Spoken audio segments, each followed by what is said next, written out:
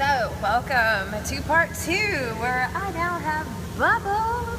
And so there were bubbles when I first looked in, but apparently it's on a timer and it got shut off. And one last thing before I begin tonight's segment, which is going to be kind of short, I wanted to feature this cool, you see mermaids often, but look at that merman. Hold on, fine, because you can't really see him without me getting out of the water. And he's one of my favorite parts about coming here.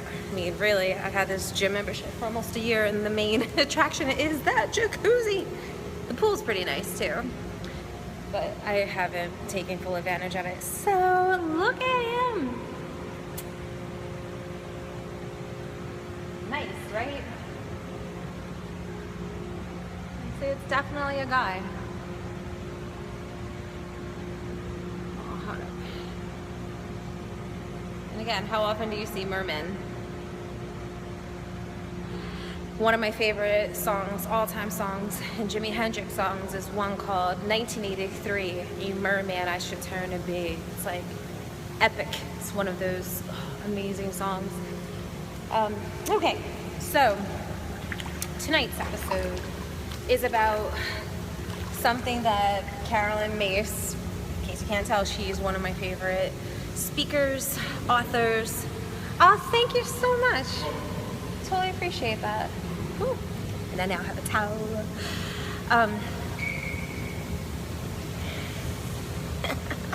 This guy must be like, who is this woman? Anyway, because since they were out of towels, he came to bring me a towel, and I thought that he just put it in the shelving part. So anyway, okay, focus. So Carolyn Mace is one of my favorite authors, lecturers, writers, human beings. And in this lecture I saw by her recently, what was it called? Sorry, they close in 15 minutes, and so I really do want to get somewhat of a good soak in. So I'm going to try to sit my butt down a bit without getting my hair wet.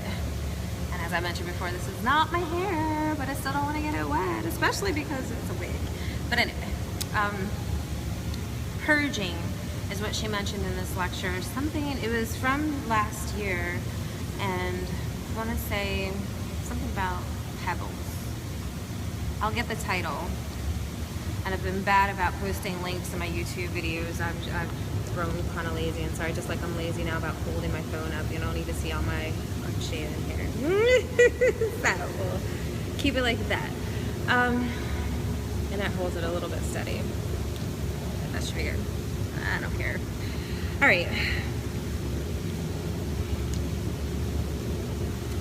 Okay. Whew. It is hot, but it feels so good. All right, I think situated good enough now. Great. Truth and purging. Just like being in this jacuzzi to some degree is a purge. Telling the truth can be a cathartic, cleansing type of purge for us as well. I'm going to give a few examples of how the truth does set you free, and it is amazing, but it's hard and not about even hurting someone else's feelings. I'm going to talk about how, okay, one example is moving back to Philadelphia. When I first moved back 12 years ago, it was from St. John, Virgin Islands, where I had lived for a year and absolutely loved it. I learned how to sail. I had a great boyfriend, and he was a sailor and taught me how to sail. And I had always dreamed of living on a tropical island, and there I was, living on one of the most beautiful beaches and islands in the world. And one day I was having a conversation with my brother, and he was going through some difficult times, and he didn't ask me about coming back to help him or his kids. He has 3 kids, and at the time they were 7, 10, and 16. But to me, my conscience was telling me, you need to take your butt back to Philadelphia and help out and be a part of the kids' lives, at least for that year. The oldest one had failed 10th grade, and I was like, oh, not a close relative like that, a nephew, is going to fail a grade with, having me as an aunt when I could help him and tutor him. So that was just one thing, as well as helping helping my brother and taking the kids and spending time with them and doing different things with them. So it was an immediate heart decision. My heart knew what to do, but my mind struggled, and I was very sad the closer that I got to leaving. And even though my boyfriend said that he was going to do a long distance relationship, I found out the week before that he didn't want to. So on top of leaving a place that I fell in love with and actually saw living indefinitely, when I first moved to St. John, it was just going to be for a year. And then I saw spending the rest of my life there because I loved it so much. And I was only going to come back to Philadelphia for just the school year, for only 9 months. But when my boyfriend broke up with me because he didn't want to try the long distance relationship, and it came out at the end, the day before I left, he said that he felt like I wasn't really in love with him. He knew I was in love with him, but he told me that if I was really in love with him, I wouldn't leave. And that's not true. I planned to even go back for the winter. He just had trust issues and didn't think that it would really work with us being apart for 9 months. And I think he doubted whether I'd return at all, and I would have. But once he showed me his lack of courage of even just trying, I didn't go back. And even once I moved back to Philadelphia that winter, he did profess his undying love for me and sent me a really, like, a bracelet that meant true love and all of that. But it honestly, it wasn't enough at that time. I had moved on. I started dating someone else because he had broken my heart, and even got back with his ex-girlfriend. This is the guy on the island. And so the truth was hard. It was hard to accept. It was hard to enact and do. But for me, there just really wasn't any other option. So that is number one. All right, so I am sweating, and I'm going to take a water break. So that's one thing. Another is something you've heard me talk about, and that's the breakup with a long-term friend of 20 years that devastated me. It was the most depressing era of my life. And that was my ego not wanting to let go and accept and realize just what basically an immoral person that my friend had become to be.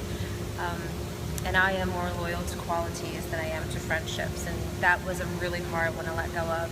And I thought that he was a lot more honest and trustworthy than he really was. And the more I began to see, see that he wasn't trustworthy and was dishonest and manipulative and all these things that I just wasn't aware of, but I became blatantly aware of it. And yet again, had to act. And it did make me have more compassion towards those who are in abusive relationships, because it can be hard to leave what you're comfortable with, what you know. And I gave the example yesterday of even deciding to move back to Seattle. Like, I've created quite an awesome life for myself, honestly, here in Philadelphia. But I know there's more for me, and there are other things for me to do. And even though in some of these cases when the truth is purging you, you might not understand, like say in the case with my very good friend of 20 years, that I realized, this friendship is over, this relationship is just done, and most likely for life. And he was someone I saw being friends with the rest of my life. That degree of cleansing and honoring our truths is hard, but it's one of the best things. It's like fire is what I was going to say. And as I get all wrapped up again, and Noah's here, so I can. See? That scout moves. But that's also what this wig represents, is fire. That's something I forgot, that fire within. People talk about that fire in the belly. And fire is purifying, just like the phoenix that, rises from its own ashes, from its own flames. I don't know if it's called a scourge, but I believe that when swords are made and forged in the fire, it gives them, more strength. It's a hardening and a purification. Just like I have heard with people, want to disinfect a needle before using it. You shouldn't do it. I don't recommend, like, for home uses and whatnot. you light it, you put it in fire. And so even though fire burns and it's hard and it hurts, it's cleansing and it can be good. Just even like how awful forest fires are and can be. I'm so not an advocate for them. However, when a forest does, those ashes that burn down are actually great food for the soil, for things to be reborn. None of this is a coincidence. Not one bit.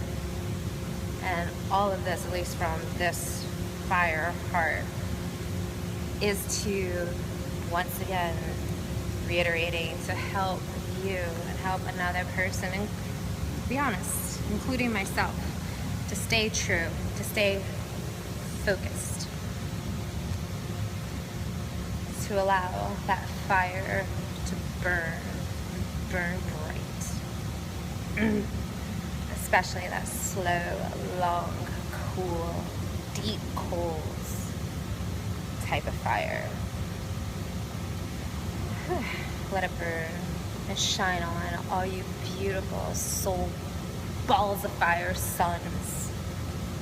And I don't mean S-O-N-S, I mean S-U-N-S, like the stars in our sky. Each of us have this light, this fire within. So get to know it, please. Explore for ourselves. Thank you for watching and listening. I love you so much.